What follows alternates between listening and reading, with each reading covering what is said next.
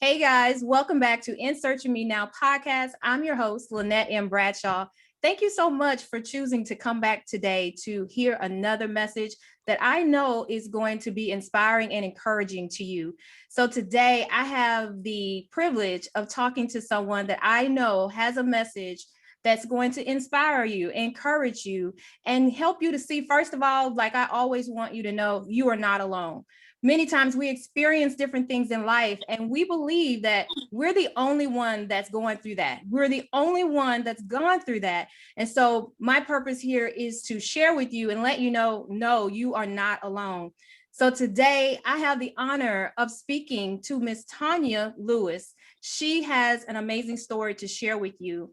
And what I saw in what she shared with me is that we've gone through some of the same things. And what she's going to share is how she had to overcome her to get to her. Now, I know that sounds a little weird, but when you look at it personally, you look at it like, oh, I had to get over myself to get to myself. And I've been through that myself after a 19 and a half year marriage. And I'm sure that what she's going to share with us today, somebody's going to be able to find themselves in it and say, you know something, she's talking about me. I need to listen a little more. So allow me to introduce to you Miss Tonia Lewis. Thank you so much for being here with us today.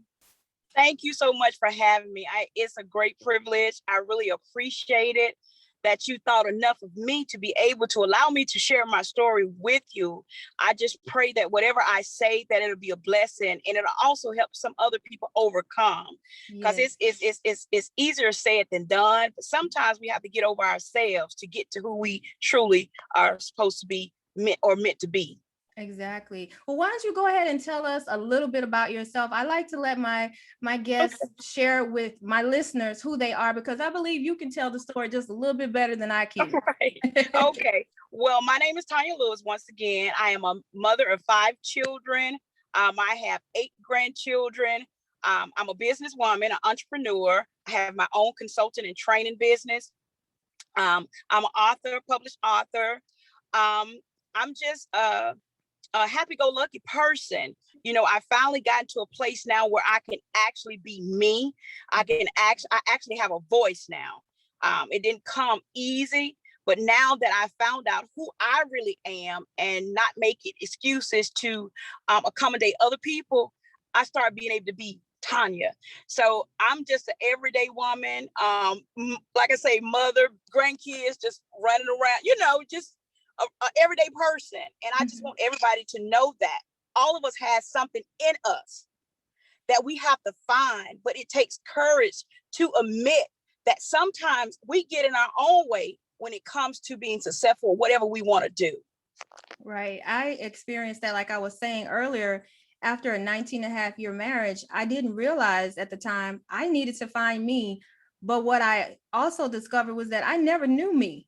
I never knew me. And like you said, it's not easy for us to get to that place, but we do know that it's necessary and it's possible. So I want you to share with us, where did you come? What was the place you came to in your life where you realized you really had to get over you so you could get to you? Right. Well, I was same scenario. I was in a 20-year marriage. When I got in this marriage, I got out of high school. I started having my children. So I felt like I was obligated to put everybody before me. I've always been a strong person, but I lost myself in trying to take care of everybody else. I'm trying to be the perfect wife, trying to cook, trying to, keep the kids in extracurricular activities, trying to focus on them. And then in an abusive marriage, mental abuse as well as physical abuse. And so I lost a part of me. I didn't feel like I was worthy to get out of that situation, because guess what? I felt like, well, I created that situation. Or maybe if I change some things about myself, maybe that situation will get better. So what took me to get to that point, my brother died at 35 years old. He was my best friend. He got sick on Thanksgiving Day. He went to the hospital. He died January the 5th. He never made it through. He was a diabetic. He had kidney failure. So when my brother died, something just woke up in me. I got angry, right? At that particular point, when my brother passed away, things seemed like they were getting better with my relationship, my marriage. There was any more fighting anymore, but there was still, mental abuse as far as that language, talking to you any kind of way, calling you out your name, calling you bitches and whores, excuse my French, but calling you all kinds of names. So I still had that anger in me that I never expressed. But when my brother died, and that was the closest thing to me, he was the one that actually kept me sane besides my children. I had that outlet where I can go and voice my opinion with him. And I just felt like God was punishing me because he took my brother from me. He was a good person. He never bothered anybody. You know what I'm saying? So I feel like he took that person from me. So on February the 15th at 5:46, I just walked out of my marriage. I left my home. My house was paid for. I took my kids and I got a few clothes that we had on our back and I left. Didn't know what I was going to do. But it was just like I had to go because I felt like I missed all the opportunities. And I get emotional when I talk about it. So excuse me. It's okay. I missed all the opportunities of being able to travel with my brother, being able to do things for my children that I should have done because I felt like I was staying in that marriage and taking that abuse because I was trying to keep the family setting together. And a lot of us do that because we're trying to keep that family dynamic together. But when he died, I had to look in the mirror. I never took the opportunity to actually look at myself in the mirror. We go in the mirror, we put our makeup on, but do we actually see ourselves? And so what I did, I stood in the mirror, I cleaned my face, and I just stared at myself. That was the hardest 5 minutes of my life. And I had to tell myself, guess what? You allowed him to do that, right? Because I don't know whether it was a curse or whatever it was, but it was like he had a strong hold on me. And I had to realize God did position me to be in that. I chose that situation. So I had to come to terms with I created that situation because I forgot who I was. I stopped loving me. And when I started just telling myself, it's you. Check what you done. The behavior that you allowed that. And so I started looking at myself. I started chastising myself. I started accepting responsibility. In order for him to put his hands on me, I had to make it easy for him to put his hands on me because I didn't set any expectations from the beginning. I was just looking for love and looking for that relationship. So I didn't set any expectations. And when you're getting in a relationship, you have to set expectations, but you got to make sure that you stick with those expectations. I failed to do that. So that's the reason I had to save me from me because I was continuing to take that abuse because I did not stick my ground and stick to my expectations of what I expected of him. And when my brother died, like I say, I got out of that and I checked myself and I started figuring out, Tonia, you are a strong woman. I worked 3 jobs. I had 5 children, no help. And I had family, but you know how sometimes you have family, but you don't have family. Right. Everybody said, call me when you need something. But when you really need them, they don't answer the phone. You get what I'm saying? So it was just me and my children. So I clinged to my children. And my children used to tell me all the time, Mama, you so strict. But that's all I had. If I didn't have them, I don't think I would have made it. But I turned to God, my faith, and I started praying more. I got back in the word more. Mm-hmm. And God told me that, Tonia, guess what? That wasn't a coincidence. I allowed you to do those things so I can get you to a place where you'll start back appreciating me more. You were never equally yoked with that husband that you had. You chose him. When I whispered in your ear and told you not to go down that aisle, you wanted that. So I had to allow you to endure that so that when you come out a new person, you can share your story and you can help somebody else get out of that situation. So that is what broke the camel's back for me. And I've been moving forward. I've been opening my mouth because he said that if you don't talk about it, you don't share your story, guess what? That means you do not believe in what you told me you believe in. You don't believe in me. I help you come out of that situation. I help you find out who you are. And so that is what inspired me, the death of my brother. Wow, that's powerful. When you were talking about, the people that we choose in our life, and we have to get to that point of saying, I did choose them. That's a hard place to get to. And yes. I have been there through this journey many times myself, because in order for you to say, I chose them, I attracted them. In your mind, you can feel like, oh, I'm blaming myself. I didn't make him hit me. I didn't make him treat me that way. Right. But it is a powerful move to decide, I'm not going to just put the blame on them. I Right. had a part in this. And that's where the freedom begins, when you take ownership of your choices. And when you're looking for love, your eyes are really covered. You know, you're not seeing clear. So as we do the assessment of how did I get here, I believe we also have to remember to give ourselves compassion and grace. Yes. Because when you're sick, and I say sick spiritually, when you're looking for love, when you don't know your worth, your value, it's a sickness, it's a spiritual sickness. Right. And you can't really see anyone that's healthy spiritually because of what you're, you know, where you're coming from. But it's interesting to me how these drastic things happen in our lives to really open our eyes, you know, and you realize at that point, I'm stronger than I thought I was. I can do this, you know? Yes. But sometimes that's what we need. We don't want it to be drastic, Right. but we need that sometimes to shake us up. Yes, definitely. I set expectations all my life. I always knew what I wanted. Mm-hmm. And I said I knew what I wasn't going to allow and I wasn't going to take. And the things that I said I wasn't going to take, I took them. Right? Yeah. So I wanted to educate my girls as well as my boys. Guess what? It's in you. You determine what happens to you. You know, I'm not, to this day, me and my ex-husband, we're good friends. We're actually good friends. Mm-hmm. Because I got to a place where I stopped being so angry at him, because as long as I was angry at him, I wasn't growing and I wasn't developing.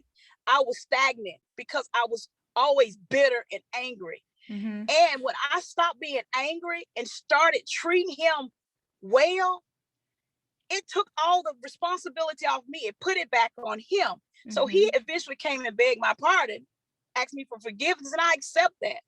And I move forward. But people don't understand, as if they see us now, they're like, well, how can you be so nice to this man? Because I got God in me. Right. God has delivered me from him, and he told me that I still got to love him if I want to see him. You know, forgiveness is so powerful. Forgiveness puts you in a place where the person you thought you would hate the rest of your life, that you can be kind, that you can have a kind word to that very person. Right. Like, I will never, ever say anything else to you. Yes. And I don't know how long it was for you, but after I got divorced, I still felt like I was married. And I remember one day a few years ago, I asked God, well, did I divorce him or did I just move locations? And so I was like, why do I still have the same rage? Why am I still so angry with him? You know, it's just like I'm still in that place. And I asked God, well, how do I divorce him? And he said, through forgiveness. Exactly. And I was divorced in 2011, and maybe that was 2020 when I actually realized that I had forgiven him. But you know, when we forgive, it gives us a release, a peace, such a peace. Yes.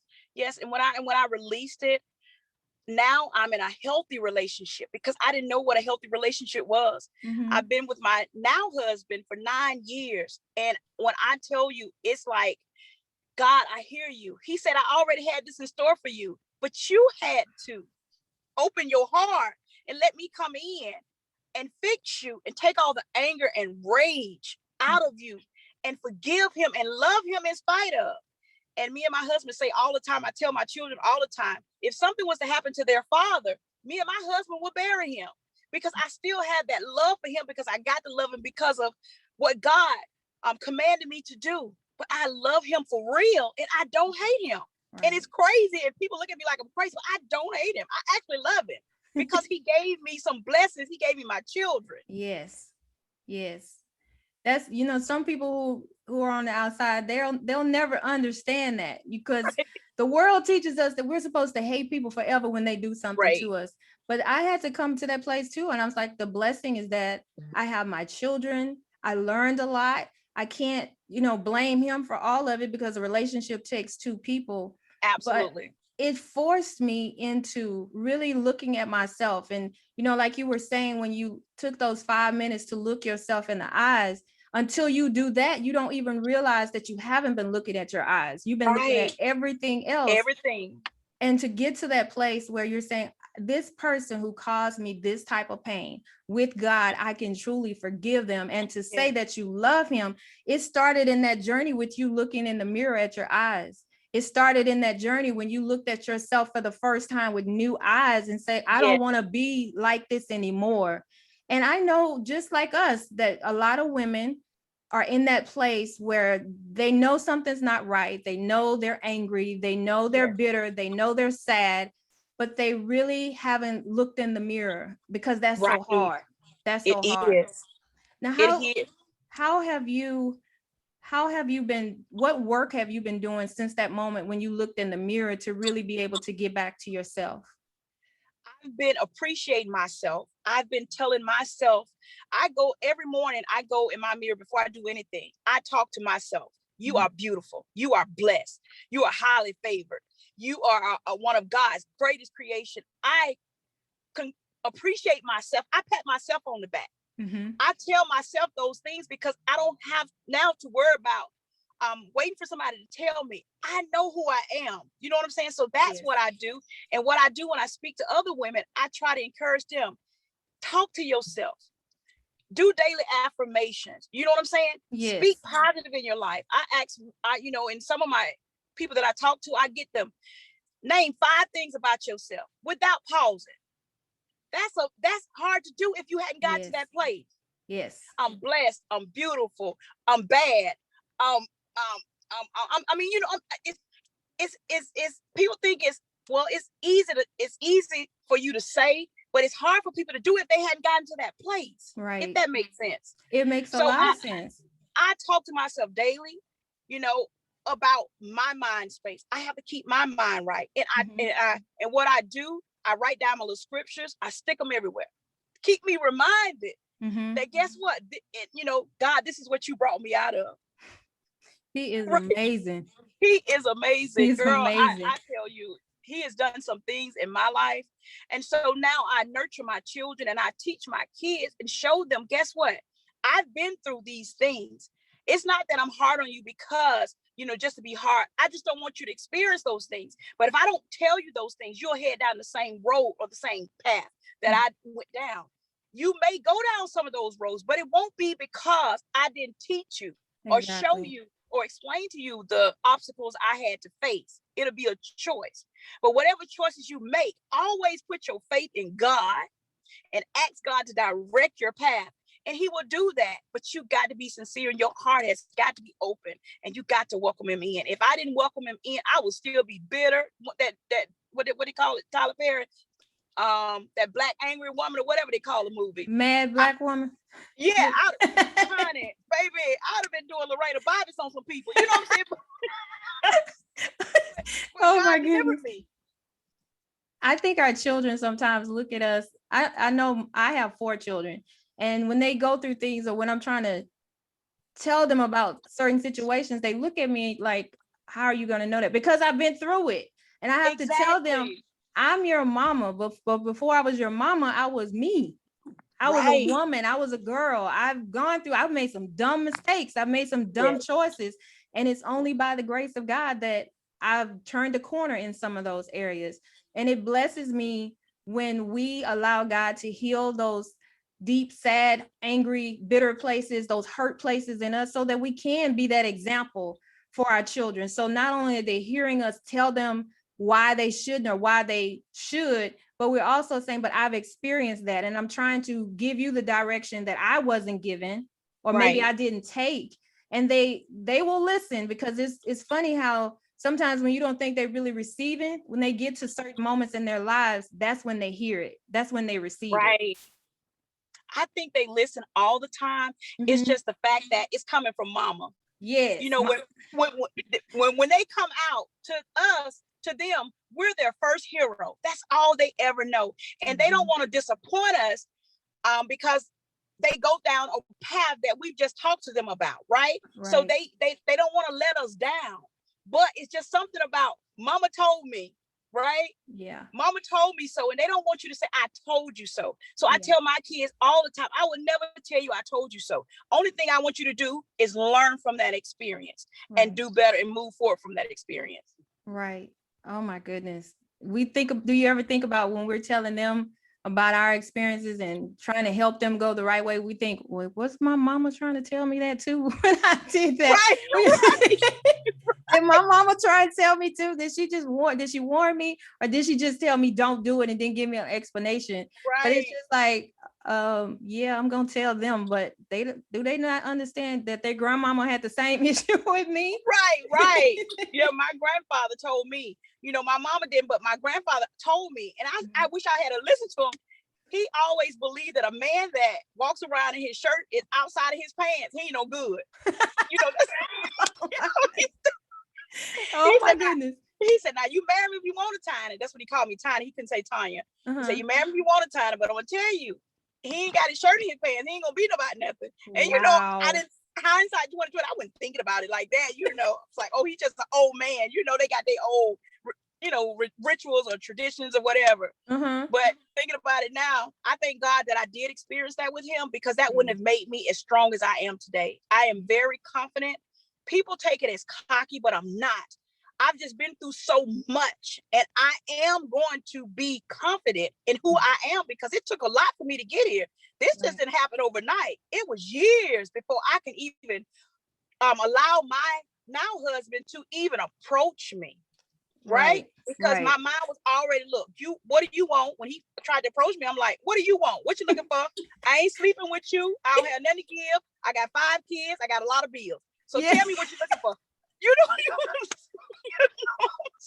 was like, whoa, wait, can I just say hello? Right. I cut the conversation short, sweetie. Look, what you want? Wow. This is what I got. All of them eat steak. All of them eat baked potato. So look, if you ain't trying to handle that, get out my face. Wow. But then he kept on. He never pressured me to be anything but me. He just listened. Yeah. And I never had someone that took what I said into consideration. So, and then I prayed about it, and God said, guess what? That's your Boaz. It's up to you to accept him. And when I tell you it's a love, it's an agape love, a love that's unconditional. And now I go home. I can go home now and I can sleep in peace.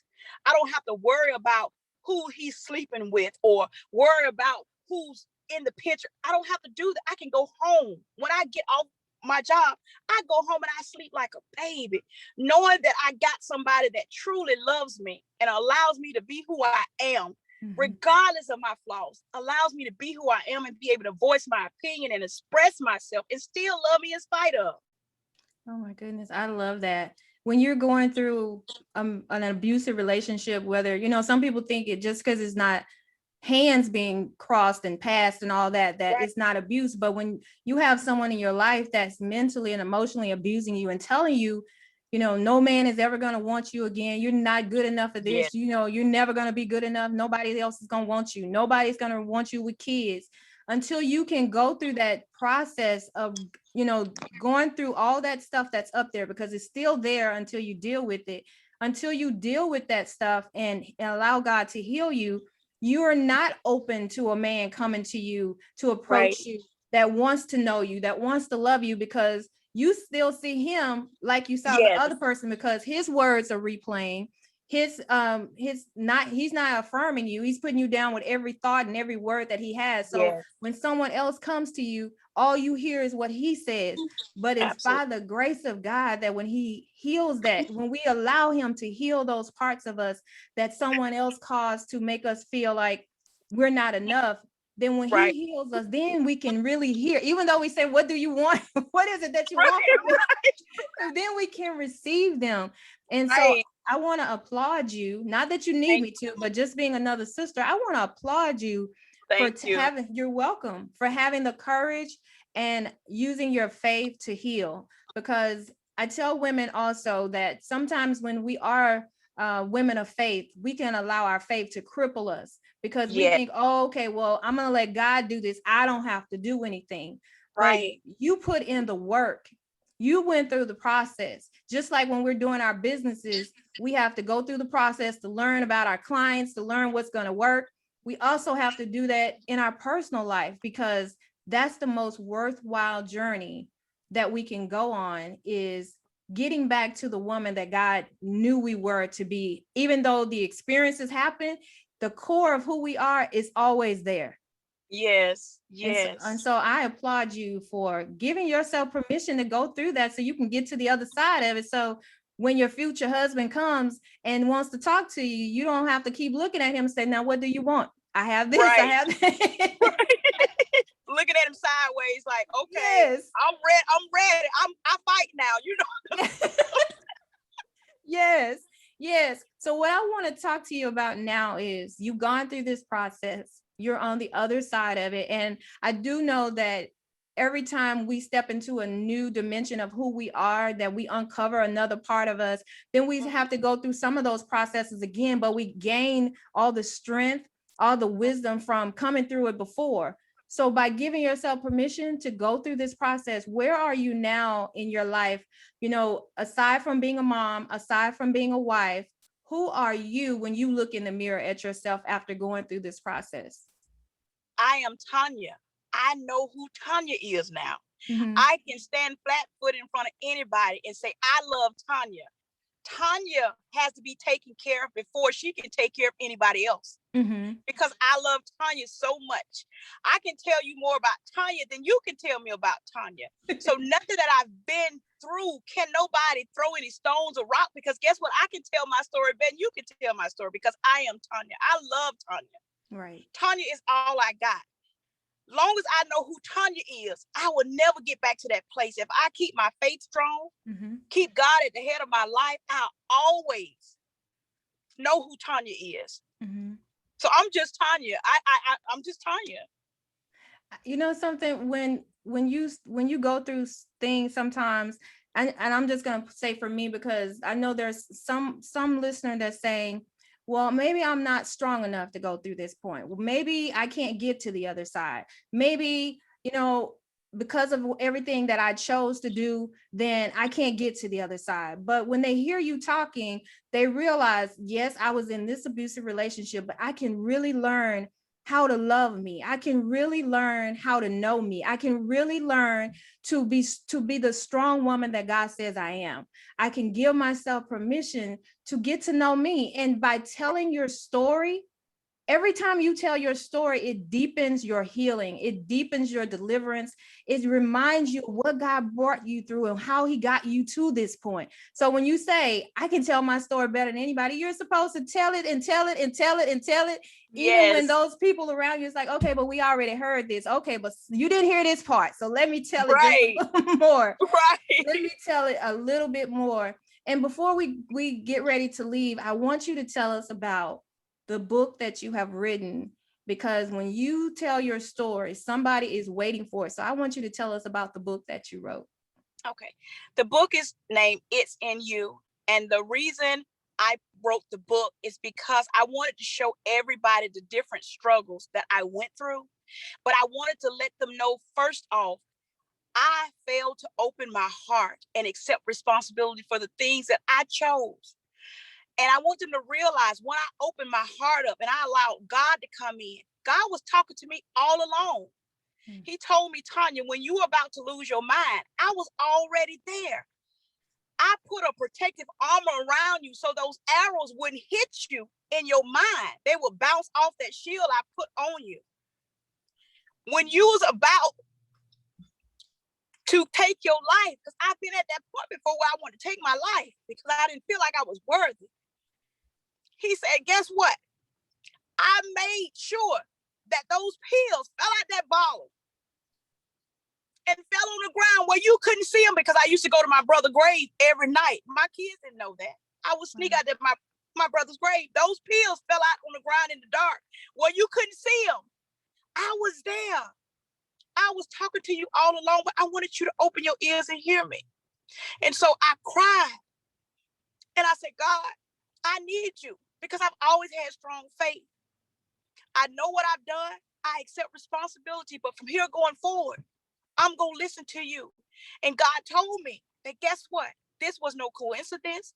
This was a strategic plan. I strategically designed you to not be like everybody else, so that when you get ready to tell your story and open your mouth, everybody around this world is going to hear your story, and they're going to be blessed, and they're going to overcome, and they're going to get out of their circumstances and situations by perseverance, resilience, but still with a level of gratitude for what they have been through to make it. So that is the reason behind my book. I just want to encourage somebody. Guess what? You're not alone. You're no different than me. I smile every day, but people would never know that. Guess what? The reason I smile so hard is because of what I've been through. Yeah. People see the glory, but they don't know the story. So that's what my book's about. It's available on Amazon or Kindle. It's in you. It's my introductory book. I have a second part that I'm going to be releasing by the end of the month. But the reason I wrote it a little short introductory, because I didn't want people to miss the principle. God told me, and this is what God spoke to me. This is what I want you to write. And this is what I want you to release. And I'll tell you when it's time for you to release the full book, because I don't want people to get above themselves and get beyond themselves and start focusing just on the situations that you've been through. Yeah. I want them to know that I am God and God alone. And I brought you out of this. So I'm going to give God reverence first in this introductory book. And then people will be ready to understand the things that I went through. But they'll know that God got me through that. Amen. Amen. So guys, I will have all of Tonia's information, all her links on my show notes page at insearchofmenow.com, insearchofmenowpodcast.com. Sorry. And I have really enjoyed talking to you today. And I want to ask you before we leave, is give a message to the listener that was right now, she's in the place where you were. She's in that place where she doesn't know how to look at herself and love herself. And she may be in a situation right now that she's trying to figure out how to get away from it. Share one word of encouragement with her that she can keep with her after she hears this podcast. The one word I would tell her is to open your heart and let God come in. He is the only way. I don't know what faith you are, but whatever you believe in, stand on your faith. Open your heart so you can truly listen to what God is telling you. He's talking to all of us, but sometimes we stout-hearted to hear it. We got to open our heart. Open your heart to you again. That's what I would tell her. And then work on looking at yourself and crying and cursing. Whatever you have to do to get it out, you do that. And don't be apologetic for how you feel. Don't be apologetic at all. You're not the only one that's been there. I've been there. Wow. You will get there. Wow. Well, thank you so much for that. I appreciate that. Guys, thank you so much for listening to today's episode. I want to hear your aha moments after you hear this message. You know, here on this podcast, my ultimate goal is for you to find the courage to heal your heart.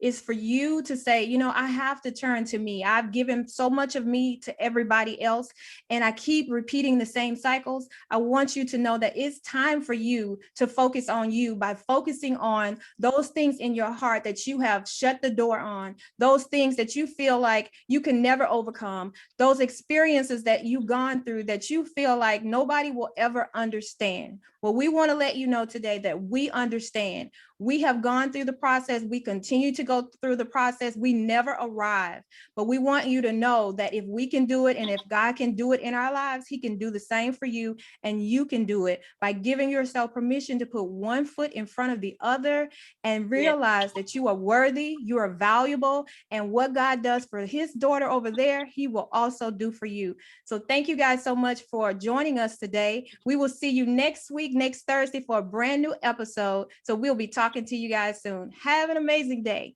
Talk to y'all later.